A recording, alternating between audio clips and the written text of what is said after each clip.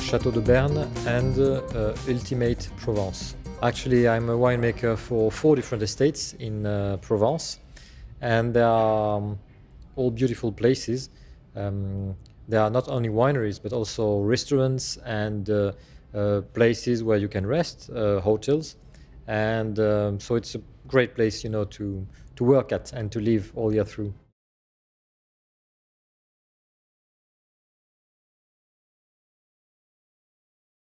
The southern French region is really focused on tourism because it's a nice, warm, sunny area, and we are very close to Saint-Tropez, the southern French Riviera, and so there is a lifestyle there: vines, good wines, the Rosé wines, and olive oil, good food, vegetables. So we are happy to have people come to us and visit us.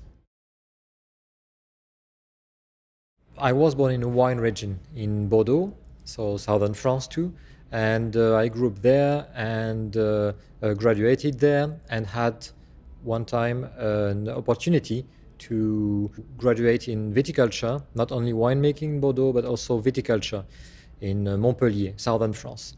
And there I discovered the southern French wines and the varieties, and that's how I did then the rest of my life. Well, I grew up as I said in Bordeaux, and I really wanted that time to discover the world and travel, and like young people do, and that's how I met the southern French wines and the grape varieties there, and it's a kind of a crush with a wine region, and I want to be here, and everything happened then from that point. Yeah, I did not know when I was 5 or 6 I want to be a winemaker, but I loved to grow plants, and I'm a real gourmet. I love eating and tasting local food while I'm traveling, and drinking, obviously. So that's the meeting point: vines and wines. Growing plants and enjoying good things to taste. That's how I decided to be a winemaker, and it happened in southern France, in Montpellier. Well, after graduating, I felt really I need to learn everything now, because university is great to know, to get knowledge and to know theory, and to get your head full of references, but then you really have to be hands-on. And I worked many times as a cellar hand in different countries, and after a while I felt really frustrated because I wanted to make the wine through the whole process, from harvesting and then making the wine, bottling it, and then growing the vines, and again making the wine and bottling it. And so that's how I started in southern France, in a small wine region called the Bandol, at Chateau de Berne, one of my best wine experiences too. Then in the Rhone Valley for a while, and then I landed somehow in Berne. You know how things happen in life. You meet people and you talk, and they see your passion, and okay, let's go. Let's have a try with this estate. And actually, I'm not in charge of only one estate, Chateau de Berne, but also 4 estates in southern France, which is real fun, because I have a playground of 4 different estates and 4 different soils and varieties, blends. So it's a great time in France, in Provence, as it's a very exciting wine region.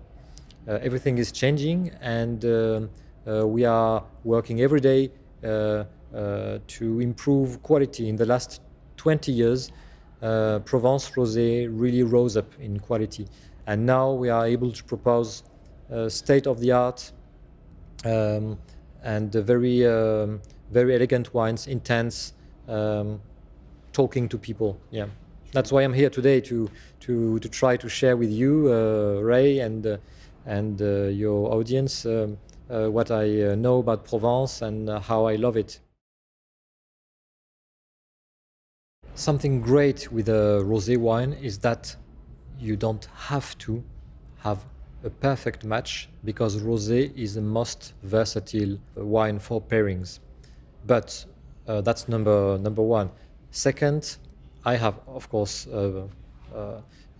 personal ideas, and I would recommend you to taste our rosés with fusion food, for example, Asian food, raw fish, very nice, with salads, summer salads with salmon and bits of different meats on it, and it's very nice too. With local food, bouillabaisse is the famous French fish soup from Marseille.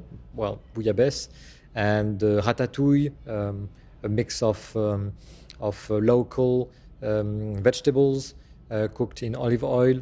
So all that are very, very good matches with our rosé. Provence rosé are all blended. They are blends of several varieties. It gives to the wines a more complex nose and palate. We mainly have Grenache, Cinsault, Syrah as the three main varieties, and then depending on the estate and the blend or the cuvée, we have different percentages of each variety.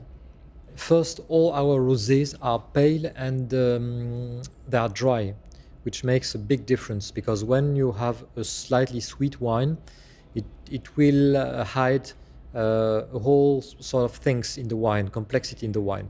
So they are all dry. And once you have a dry wine, a dry rosé, you will notice the differences. Not everyone has the occasion to compare different rosé in a row. We do every day, that's our job as winemakers, and sommeliers do too. But to me, it's the differences are like between champagne. Nowadays, many people love champagne, and there are specific occasions for that, celebrating, for example, graduation, wedding, or whatever. But some people do love a certain type, estate of champagne. And it's exactly the same happening in Provence now.